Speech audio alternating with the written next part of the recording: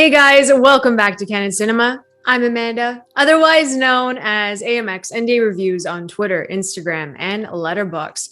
Today I will be reviewing Denis Villeneuve's new franchise film, Dune! Oh my god, it feels so good to do a review for Dune. It's been so long. I've waited 3 years for this movie. That cast alone, Timothee Chalamet, Zendaya, Rebecca Ferguson, Oscar Isaac, Josh Brolin, Javier Bardem, it goes on, Jason Momoa, Dave Bautista, Bill Skarsgård. I can go on and on and on. This cast is fantastic, and they all have their time to shine. They really did an incredible job.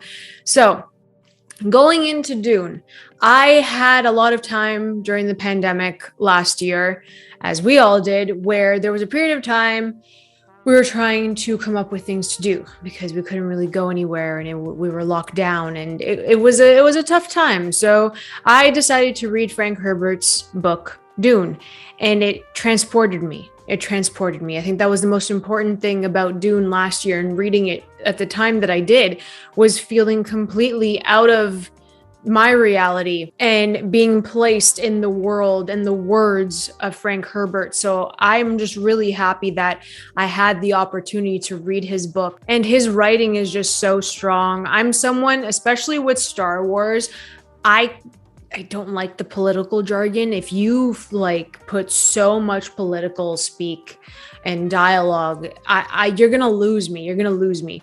So that's the one thing, that's the one negative with Star Wars. That's a whole other conversation. But with Dune, I feel like Denis really adapted the book the best that he could, because Frank Herbert's book is stacked with lore and world building and so much of Paul Atreides' prophecy. And it's just so rich with the text that I think that Denis kind of matched that level of depth with the visuals in this film, and the audio, the music was brilliant as well. So you have the score and the visuals, and that's what's the most important takeaway as a spectacle on screen. So that's what I really loved about it. You feel like you are in Arrakis. You are there with them. And that is why, on the biggest screen possible, even at home, just completely watch it in seclusion, no distractions, pitch black. Let this movie just flow through you like the spice in Arrakis. To be perfectly honest, just let it flow through you. Let this movie do its job in transporting you to another planet. And that's why we love these sci-fi films. That's why we love these fantasy films. So do you get a feel of the characters? 100%. Again, it's not dialogue heavy, which I really appreciated. And Denis really just showed us everything. Not only does Denis take you on this journey, he adds so many layers to the storyline, so much history through the costume design, through the architecture on Caladan, on Arrakis. He really just pays such close attention to detail, and that's what I love about Dune. It rocks. It really does. So the attention to detail is really important when talking about the different houses of House Atreides and House Harkonnen, and you touch upon the Freeman as well. So you have these iconic moments from the book finally on the big screen, and you feel it. You feel it because these performances, especially Timothée Chalamet as Paul Atreides, he nails it. He really kills it. Oscar Isaac, with the little screen time he has, nails it. Rebecca Ferguson steals the damn movie as Lady Jessica with her intensity, a part of the Bene Gesserit. It is just so well done that I want to keep watching it over and over again. And I want the general audience to be as, invested and glued to these characters, because for me, Denis made the next big franchise. And I really hope that people lock in for this ride and we get a part 2 and a possible Dune Messiah, because I'm reading Dune Messiah right now and it's really strong, especially with what happens in part 2 of Dune. I think that's really important. The other thing that I'm going to touch upon, and this is no spoilers whatsoever, I'm going to touch upon Zendaya'S role as Chani. Does she have screen time? Yes. Does she have dialogue? Not as much as you would want her to, but I don't know how Zendaya has built this persona from like Disney Channel star to now, but she has such a presence on screen when Paul is dreaming of Chani. Those dream sequences are so powerful and effective and make an impact and make you interested in seeing, well, when the hell is this going to happen? Their connection, their fate, their destiny, all of that, it's there. And it is just perfectly executed, in my opinion, to get their story across, to push it forward for a part 2. And I know what you're probably saying. Is it a self-contained story? No, it's not. It really isn't. I think he did the best that he could, but it's more of like that excitement level of what can come next. And that is also what you want to do in a part 1 of a franchise film. So I do think that the world building is there and it's stunning. And I also think that the pacing wasn't too bad. I did feel the runtime in the last 45 minutes because I myself was thinking of the book and where they're actually going to end it.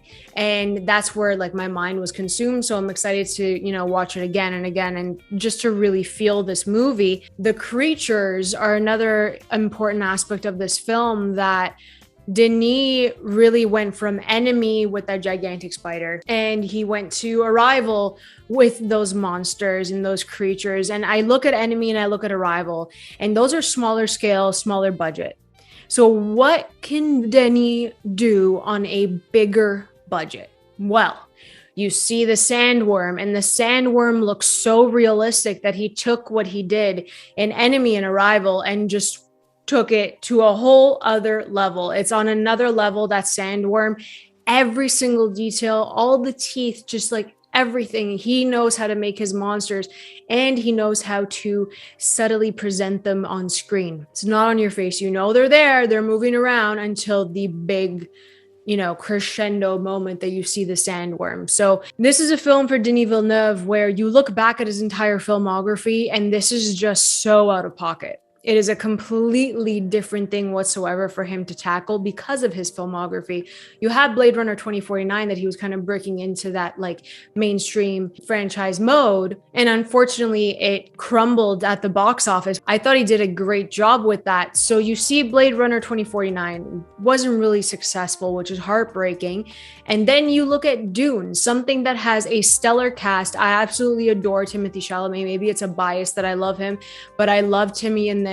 Jason Momoa is great in this, and Oscar Isaac was just like perfect casting for Duke Leto Atreides. So it's so much of Denis on screen that I love it. It's a very personal way to look at Dune and what he presents in this movie for his audiences. So Dune is not going to be for everybody. I already know. And the best part is that just because I love it, I love Dune, I understand the criticisms. I understand that it felt kind of like lifeless, by the numbers, emotionless. I can see that as well.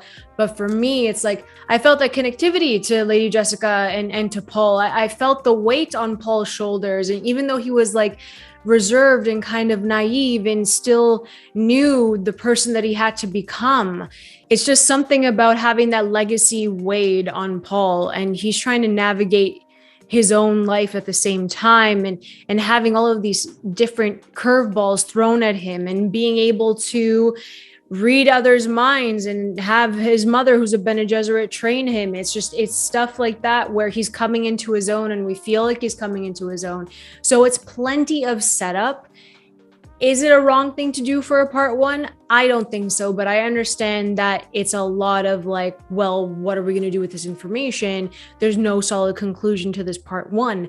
And I get that. And you don't have these connections to these characters because, again, it's not like you're showing enough of them because you're trying to set up the bigger picture. And I get that. I understand that, but I still was blown away by the beauty of this movie.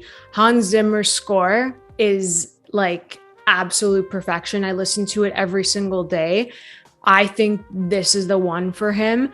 Close competition with Johnny Greenwood's score from Spencer, I have to admit, but Hans Zimmer's work is freaking brilliant. And if the Academy is going to recognize any score from Hans Zimmer, it's going to be this one. So Dune is a spectacle. It feels like it's going to be the next big franchise film. I really hope general audiences love this. It's a lot of fun. And like when you sit there, it's more of like you're in awe. It took me back to when I first watched like Harry Potter on the big screen, or Pirates of the Caribbean on the big screen, or even my first Star Wars film on the big screen. You just felt like we were being transported and taken into this other world. It's just so detailed in every single aspect of this film.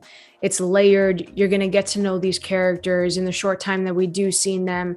It's fast paced when it needs to be fast paced. There's a good blend of like dialogue and action. And what Denis does is that he plays off of the silence in certain scenes because of the mind reading. And I thought that was really cool how he presented that, because it looked a bit different in David Lynch's Dune. So I'm really happy that it doesn't look bad. And also Greg Fraser's cinematography is absolutely stunning. He had some wicked shots that I cannot wait to see again and again.